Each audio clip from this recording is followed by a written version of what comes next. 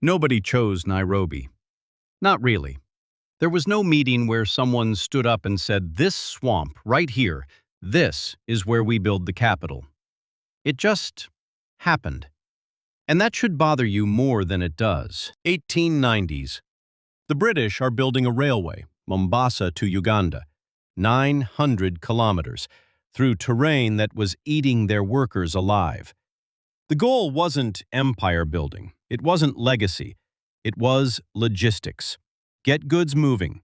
Get control established. Get out of the mud. Halfway through, they need a flat spot to park trains and store equipment. They find one. Swampy. Cold.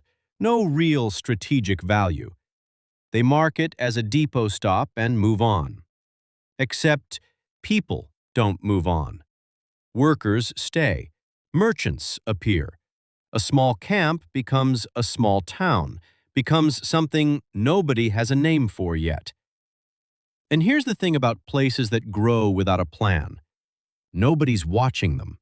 No one's asking, should this be here? They're too busy asking, what do we need next? By the time the British administration looks up from the railway, Nairobi is already running things. Not officially, not on paper, just functionally, quietly, irreversibly. And this is where it gets uncomfortable, because the British didn't choose Nairobi as a capital. They just kept using it. Offices moved in because it was central. Infrastructure followed the offices. Power followed the infrastructure.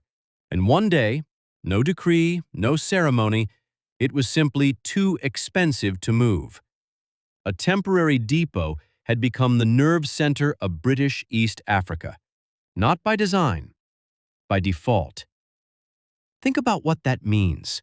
The city that defines Kenya, its politics, its economy, its identity, exists because of inertia, because momentum is harder to stop than it is to start, because nobody at any point stood up and said, "Wait, should we actually be building here?"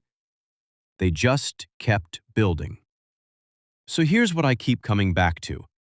If the capital was never chosen, just inherited, what does that say about everything built on top of it? The borders, the land divisions, the political structure.